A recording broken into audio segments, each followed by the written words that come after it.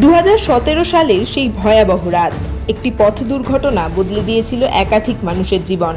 প্রাণ হারিয়েছিলেন জনপ্রিয় মডেল ও অভিনেত্রী সোনিকা চৌহান।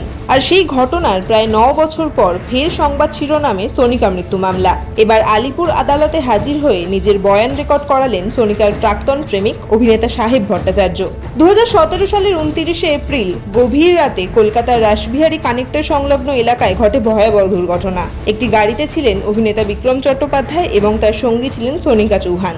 দুর্ঘটনার পর গুরুতর আহত অবস্থায় দুজনকেই হাসপাতালে নিয়ে যাওয়া হয়, কিন্তু চিকিৎসকেরা সোনিকাকে মৃত বলে ঘোষণা করেন। এই ঘটনার পরেই শুরু হয় দীর্ঘ আইনি প্রক্রিয়া। বিক্রম চট্টোপাধ্যায়ের বিরুদ্ধে বেপরোয়া গাড়ি চালানো এবং অবহেলার কারণে মৃত্যুর মতো একাধিক অভিযোগে মামলা করা হয়। তদন্ত আইনি প্রক্রিয়ার মধ্যে দিয়ে সময় কেটে যায় বছরের পর বছর, কিন্তু এখনো সেই মামলার নিষ্পত্তি হয়নি। সোনিকার সঙ্গে দীর্ঘদিনের সম্পর্কে ছিলেন সাহেব ভট্টাচার্য। তাদের সম্পর্ক ছিল প্রায় 4 বছরের। সোনিকার মৃত্যুর পর দীর্ঘদিন এই ঘটনা নিয়ে প্রকাশ্যে খুব একটা কথা বলতে দেখা যায়নি সাহেবকে। তবে এবার প্রায় 9 বছর পর আদালতে সাক্ষ্য দিতে হাজির হলেন তিনি। আদালত থেকে বেরিয়ে সংবাদ মাধ্যমের মুখোমুখি হয়ে আবেগপ্রবণ হয়ে পড়েন সাহেব।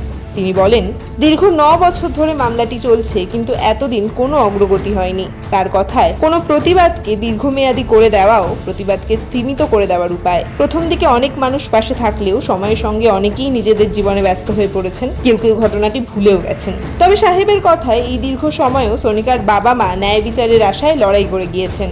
বিশেষ করে সোনিকার মায়ের প্রসঙ্গ তুলে আবেগঘন মন্তব্য করেন তিনি। তার মতে, মেয়েকে হারানোর যন্ত্রণা নিয়ে বছরের পর বছর অপেক্ষা করছেন তারা। তাদের শুধু একটাই দাবি, ন্যায় বিচার। তবে এখানেই শেষ নয়। মামলার দীর্ঘসূত্রিতা এবং সাম্প্রতিক সময়ে শুনানির গতি নিয়ে প্রশ্ন তুলেছেন সাহেব। তার দাবি, রাজ্যে সরকার পরিবর্তনের পরেই এই মামলার পরপর শুনানি শুরু হয়েছে। তিনি প্রশ্ন তোলেন, এটা কি নিছকই কাকতালীয়? বিক্রম চট্টোপাধ্যায়ের বিরুদ্ধে তৎকালীন সরকারের ঘনিষ্ঠ হওয়ার যে অভিযোগ উঠছে, সেই প্রসঙ্গেও সাংবাদিকদের প্রশ্নের মুখোমুখি হন সাহেব। যদিও তিনি সরাসরি কোনো অভিযোগ করেননি, বরং তার মন্তব্য, তিনি কিছু বলছেন না, যারা বোঝার তারা ঠিকই বুঝবেন।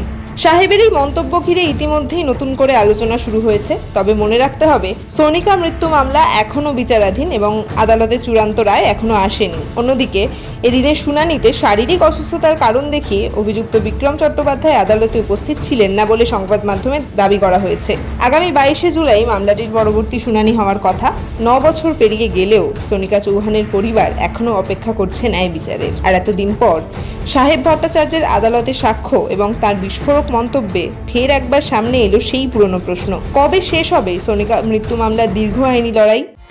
টলিউড ফোকাস কলকাতা চ্যানেলটি আপনাদের ভালো লেগে থাকলে লাইক করুন, সাবস্ক্রাইব করুন এবং অবশ্যই আপনাদের পছন্দের ভিডিওটি শেয়ার করুন। Tollywood focus Kolkata.